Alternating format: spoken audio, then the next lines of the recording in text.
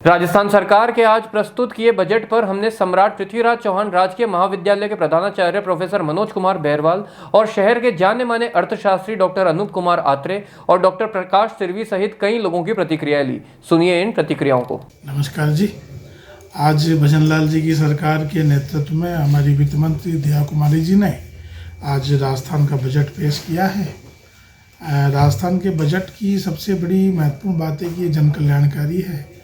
प्रत्येक व्यक्ति के जीवन में 3 बड़े पहलू होते हैं। सबसे बड़ी शिक्षा, तो शिक्षा को लेकर के राज्य सरकार ने जहाँ जहाँ कॉलेज नहीं है, जहाँ जहाँ उच्च शिक्षा की समस्याएं हैं, उनके ऊपर काम करने का प्रावधान रखा है। नए कॉलेज खोलने का प्रावधान है। विशेष तथ्य है कि राजशेष में कॉलेज नहीं खुलेंगे, अब शुद्ध सरकारी कॉलेज खुलेंगे, राजकीय कॉलेज खुलेंगे।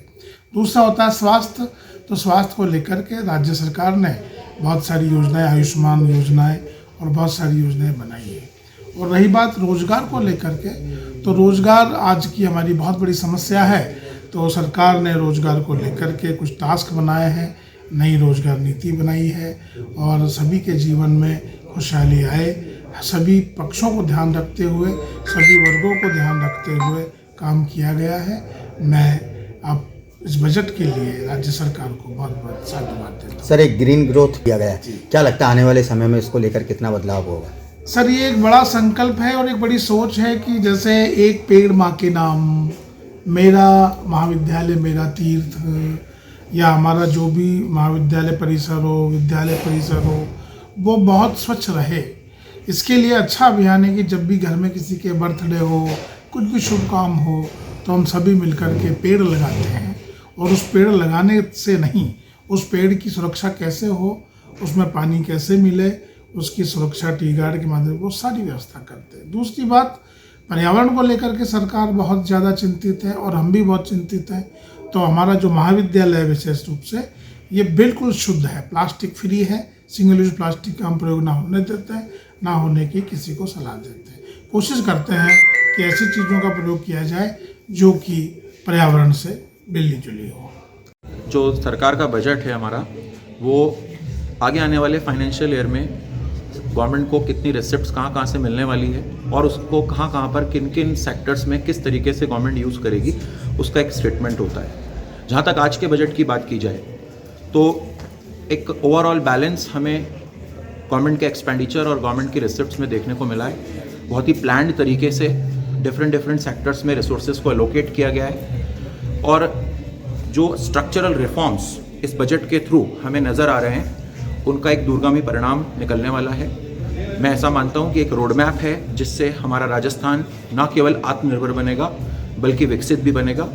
एक और जो इम्पॉर्टेंट पॉइंट है जिसे हमें कंसिडरेशन में लेना चाहिए, क्योंकि आज हम देख रहे हैं कि पूरी दुनिया में जिस तरीके से एनवायरनमेंट को लेकर काफ़ी कुछ चीज़ें चल रही है, सस्टेनेबल डेवलपमेंट गोल्स हैं, उनको फोकस करते हुए जो भी योजनाएं हैं उनका 11% से अधिक और जो ओवरऑल टोटल एक्सपेंडिचर है उसका लगभग 5% से ज़्यादा बजट आवंटन ग्रीन प्रोजेक्ट्स को किया गया है। ग्रीन ग्रोथ को टारगेट बना के काम किया गया है, जो यह बताता है कि सरकार आगे आने वाली युवा पीढ़ी, आगे आने वाली पीढ़ी के भविष्य को लेकर सुनिश्चितता चाहती है। साथ ही इस तरह के कोर्सेज भी डेवलप करने की बात की गई है ताकि अवेयरनेस क्रिएट हो इन चीज़ों को लेकर। जहाँ तक एम्प्लॉयमेंट की बात है, पब्लिक सेक्टर और प्राइवेट सेक्टर दोनों में एम्प्लॉयमेंट अपॉर्चुनिटीज़ बच्चों को मिलने वाली है। जैसा कि नई वैकेंसीज़ करीब 1.25 लाख नई वैकेंसीज़ क्रिएट होगी। साथ में जितने भी कॉलेजेस हैं वहाँ रोजगार मेले के माध्यम से प्राइवेट सेक्टर की कंपनीज़ को बुलाया जाएगा और वहाँ पे भी एम्प्लॉयमेंट अपॉर्चुनिटीज़ क्रिएट होगी। स्टार्टअप्स के लिए प्रोविज़न किए गए हैं। इंफ्रास्ट्रक्चर की बात की जाए तो ओवरऑल अगर हम देखें, इलेक्ट्रिसिटी को लेकर या रोड्स को लेकर काफ़ी कुछ प्लान्स बताए गए हैं और एजुकेशन, हेल्थ, उसमें भी रिफॉर्म्स की बात की गई है। तो ओवरऑल अगर एक मोटे रूप से एनालिसिस किया जाए तो यह सभी वर्गों को साथ में लेकर सभी क्षेत्रों के बैलेंस डेवलपमेंट को लेकर आगे बढ़ाने वाला बजट है और इसके दूरगामी परिणाम साबित होंगे।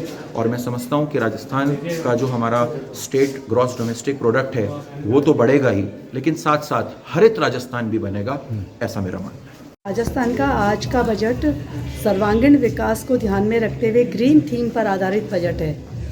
इसमें ग्रीन ग्रोथ के लिए कुल बजट का 5% हिस्सा रखा गया है, जो बहुत ही सराहनीय कदम है। ग्रीन ग्रोथ आगे आने वाले भविष्य को संरक्षित करने के लिए बहुत ही आवश्यक है और हम आगे आने वाले भविष्य को एक अच्छा वातावरण प्रदान करने के लिए सरकार के द्वारा बहुत सारी योजनाएं, जिसमें ग्रीन ग्रोथ क्रेडिट योजना, ग्रीन ग्रोथ एक्सप्रेसवे और 10 करोड़ पौधे लगाने की जो योजना है वो पूरे पर्यावरण को हरा भरा कर देंगी और सच में ये ग्रीन बजट ग्रीन ग्रोथ को प्रोत्साहित करेगा और राजस्थान को हरा भरा करने के अंतर्गत और पर्यावरण को सुरक्षित करने में सहयोग प्रदान करेगा। आपका नाम बताइए। प्रकाश सिरवी, HOD। ये जो बजट पेश करा गया है आज विधानसभा में, इसके अंतर्गत 1,25,000 नई सरकारी भर्तियां की जाएंगी। इसके अलावा 35,000 बालिकाओं को स्कूटी प्रदान करने की घोषणा की गई है और इसके अलावा जो लखपति दीदी योजना है उसका लक्ष्य बढ़ाकर 20 लाख कर दिया गया है, जिससे महिलाओं को आत्मनिर्भर बनने में सहायता मिलेगी। इसके अलावा जो आत्महत्या की प्रवृत्ति होती है यूथ के अंदर, वो भी उसको कम करने के लिए कोटा और जयपुर और जोधपुर और इन जगहों पर युवा साथी केंद्र बनाए गए, जिससे उनमें आत्महत्या की प्रवृत्ति कम होगी। ये जो बजट है इसमें ओवरऑल वुमेन को डेवलप्ड और उनकी ग्रोथ को बढ़ाने के लिए देखा गया है। इसमें जो मेजर हमें स्कीम्स और जो भी देखे गए जो ऑलरेडी स्कीम्स है उसके जो गोल्स बढ़ाए वो सब वुमेन के डेवलपमेंट के लिए किए गए। यदि बजट 25-26 के युवाओं से लेकर अगर इसे रिलेट किया जाए तो सर्वप्रथम मैं कहना चाहूँगा कि ये जो बजट है ये स्टार्टअप्स को बढ़ावा देने वाला बजट है। ठीक है, जो भी हमारे युवा वर्ग के साथी हैं, ठीक है, जो भी बच्चे कॉलेज में हैं, स्कूल में हैं, उनके लिए सर्वप्रथम यही चैलेंज आ जाता है कि वे अपने जीवन में करें क्या।